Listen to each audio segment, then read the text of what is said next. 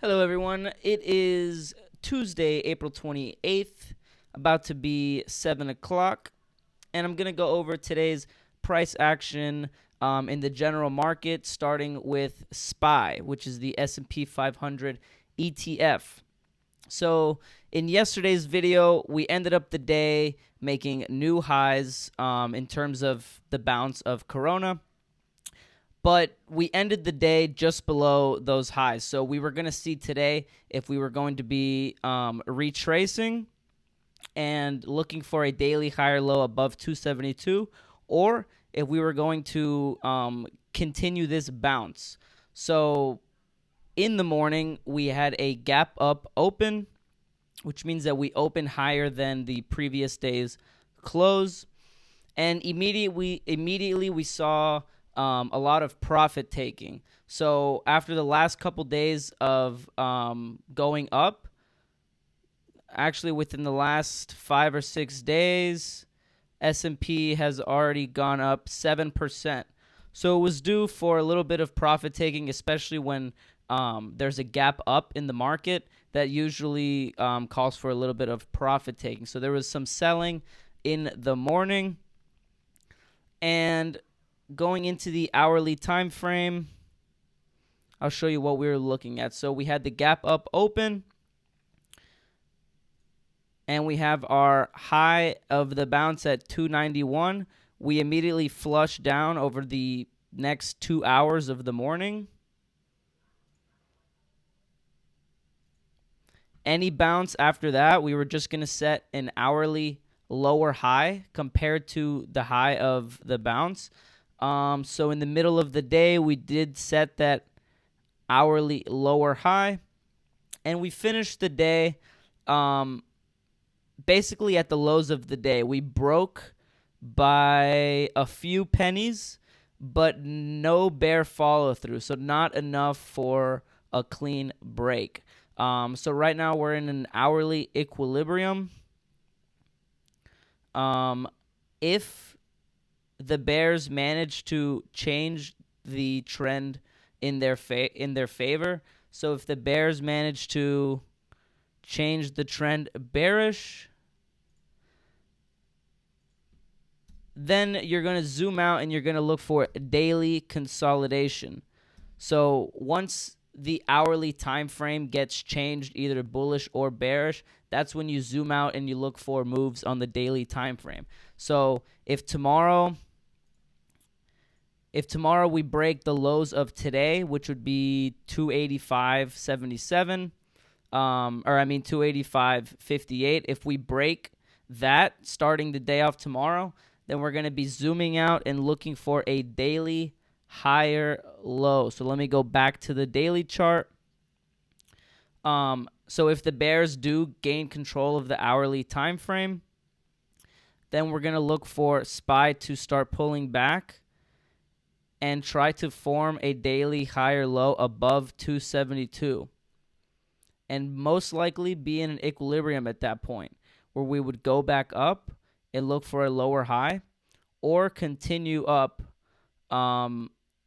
for higher highs and just keeping the bullish trend just like we've been doing. Higher lows and higher highs on the daily time frame. That is the definition of a bullish trend. So just to recap, first thing to look out for tomorrow is if we break these lows at 285 from yesterday. If we do, just zoom out and look for healthy daily consolidation.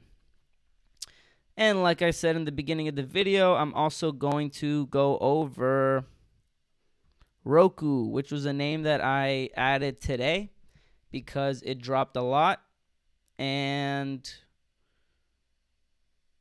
with some very decent support. All right, so looking at ROKU in the daily time frame, this is why it looked so appealing to me. So even though it's had a huge run up since the bottom of this whole COVID thing, actually, if we want to see how high up it's actually gone, from the lows at 58, ROKU's already pumped 132%. Now, usually I would stay away from something that has run up so much, but we have seen some consolidation here in the daily time frame, and we've been going sideways for the last week and a half. So depending on how good this support holds, we'll see if the theory of my trade plays out. Hopefully it does, but it's a low-risk trade. So I'll show you what this equilibrium is looking like. So the top, I have it marked out at 135.47. We have the low of consolidation at 118.12. Then we bounced for a daily lower high at 130.36. So that was below 135. And then we made our way back down to test the lows at 118.12. So today it hit 118 basically right on the dot. So we ended the day right at support. So this is why it's low risk.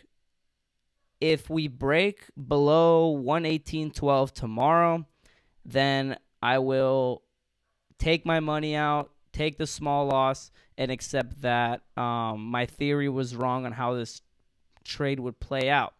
I'm hoping for a hold of 118 and then revisiting up these highs at 130 to either continue the daily trend bullish or set a daily lower high below 130 and then continue tightening up and then break later. So that's why I took the trade. Pretty low risk, sitting here at 119.36. That's basically where I bought it at. And seeing how it finished at the end of the day, just like the S&P 500, we ended in an equilibrium where we have the lows basically at 118, hourly high of the bounce at 121, and we finished the day right above the support. So hopefully tomorrow we will break 121, which would change the hourly trend bullish, and that would set our daily low here at 119, and then we'd be looking back up towards 130. So that's what to look out for tomorrow for Roku. We have to hold 118.12, and if we don't, then there's not much support left on the daily time frame. If the bears end up changing this trend bearish, then you zoom out to the weekly time frame and you go into weekly consolidation. So if you get trend changes on an hourly time frame, then you can zoom out to the daily for bigger moves. If you get trend changes on the daily time frame, then you can zoom out to the weekly for different moves. And same thing with the weekly time frame. You can even zoom out into the monthly. So that's how you can tell. If we get this bearish trend change tomorrow, we go below 118, then you can zoom out to the weekly time frame and say, okay, now we've hit a top on the week, and we're going to start consolidating and looking to set a weekly higher low above the bottom of Corona, 58 bucks. So hopefully that doesn't happen. Hopefully we get continuation up. But in this scenario that we do get the bear break tomorrow, then I can buy back lower. You know, I risk only $2, and then I can buy back around $100 instead of buying at 120. So that's why you buy at support with your stop loss right under it, instead of buying at random times or at breakouts or at all-time highs. It's better to just be patient and wait till you get some sort of support. So those are my two stocks of the day. Thanks for watching, and hope to see you guys tomorrow for tomorrow's recap video.